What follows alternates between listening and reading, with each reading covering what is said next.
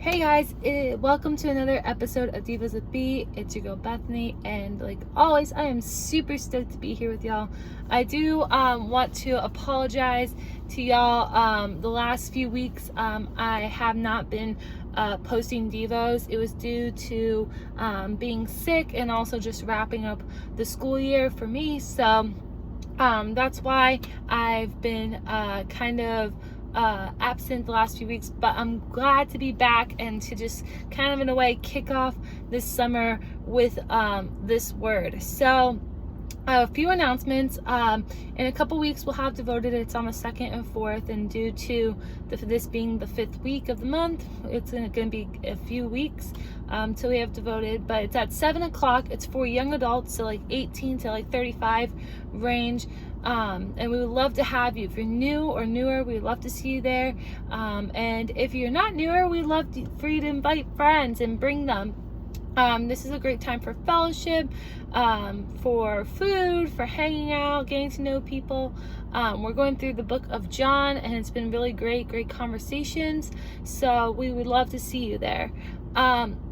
We also have a lot of different social media, so to stay kind of in the know of what's going on in the Devoted community, we have Instagram, which is Devoted_GCNJ. We have Facebook, which is Devoted Young Adults. We have this YouTube page, which is Devoted YA.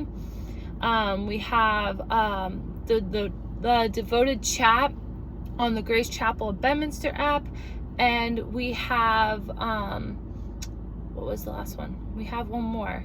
Oh, we have the remind texts, which you can text the number and get onto that. So those are just different ways to stay connected, be in the know of what's going on, events throughout the weeks or months, and especially since it's getting warmer now, I know there's going to be more events planned, so you don't want to miss it.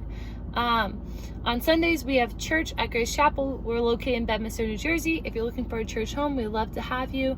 We have services at 10 a.m. and we have them in person and live stream.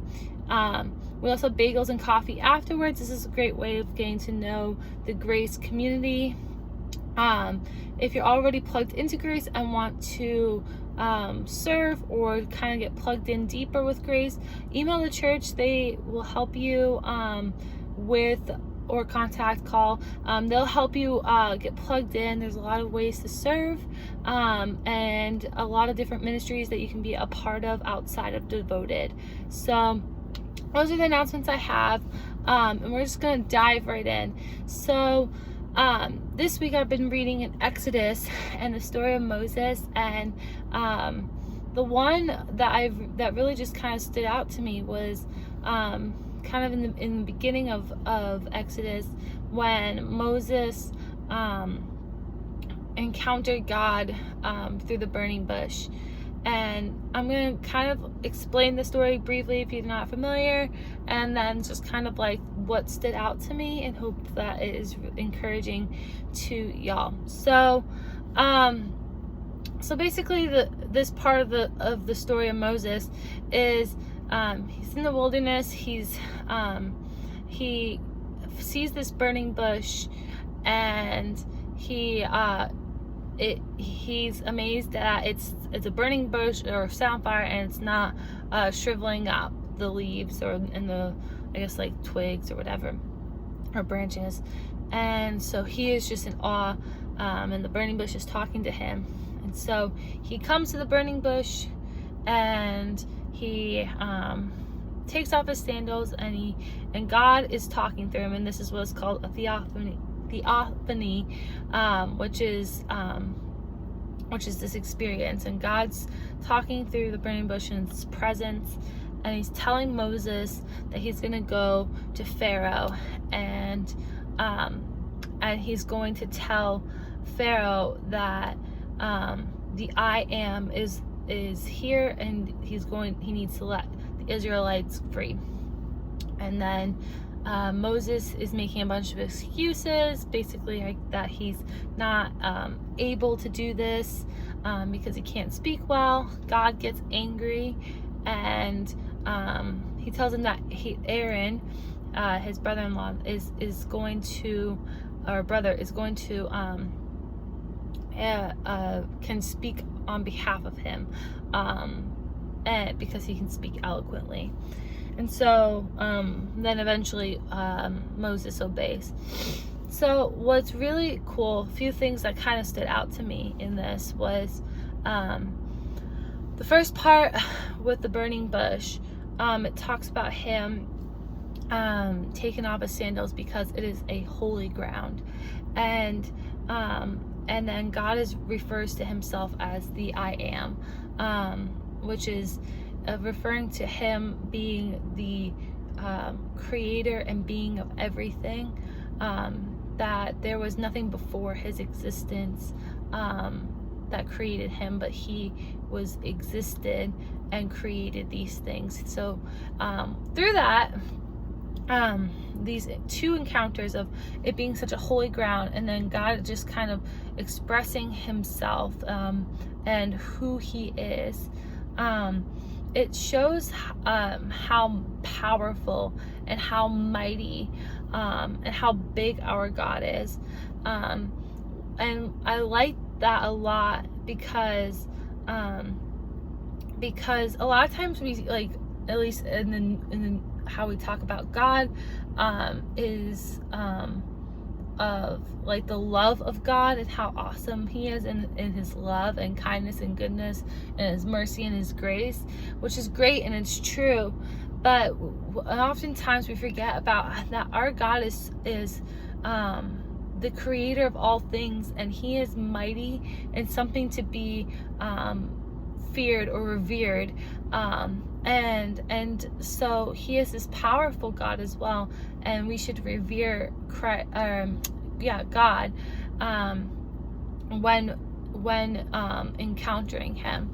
And so a lot of times I think, and this can be a whole nother Devo, I won't go too deep in this part, but making sure that we revere God. So that like stuck out to me in this story as well, just that kind of beginning, that setting of God kind of marking his stamp at that point of saying who he is, and expressing that to Moses and conveying that to Moses and telling Moses, that's what you need to tell the Pharaoh, that yes, Pharaoh, you are king in this land, but and ruler over this land, but I am who I am. I am the being, I am the one who created all of these things. I am, there is nothing ruling over me. And I thought that was so powerful, that we serve this mighty, powerful God that nothing can stop him. So I really like that part. Then we move down into kind of Moses and making these excuses to God that he's not ready, he's not able, he can't do this, and God getting upset with him. God called Moses, and Moses, even though at the end he was obedient, at that moment he wasn't compliant. He was making all of these excuses to God, and we do that a lot in our lives, where we make excuses and we let fear, and we let our I guess like the things that we lack kind of determine what we're able to do, and rather than listening to what God is calling us to do. And so God, if we're obedient, even God will work and make a way, whether we think we're ready, whether we think we have the capabilities or not. When God calls us, and nothing can stop that, no matter what we think. And so it was interesting because he entered into this holy place, knowing that God is this mighty, powerful being, a force that can't be reckoned with, and he's going to God saying, yeah, you got the wrong guy, maybe you should pick someone else should do this. And God got angry, and then God said, you know, I have Aaron Aaron can speak eloquently and he can come and speak, but you are going to go and you are going to do this. And Moses was obedient with it. And when we see throughout the story of Moses being obedient, we see all these amazing things that God does. And you might be sitting here and be like, yeah, duh, I know the story, I know how it goes. There's, like I said, there's so many times in our lives where God's like, we need to do this, we need to surrender this, we need to move in this direction, we need to pull back, we need to stop here. And we're like, and sometimes we're like, well, we're not capable of this, or this is uncomfortable, and make all these excuses, or I don't think I can do this, or I'm the wrong person, or I don't have that skill set. And God's saying, I am who I am. I am, and I am this. And if I tell you and call you and you're obedient, there is a way and it will happen, but you just need to trust me. And so those things in this part of the story, when I was doing my personal devos, these elements stuck out to me a lot, and I really wanted to share it with you guys. That one, let's remember to I guess revere our God.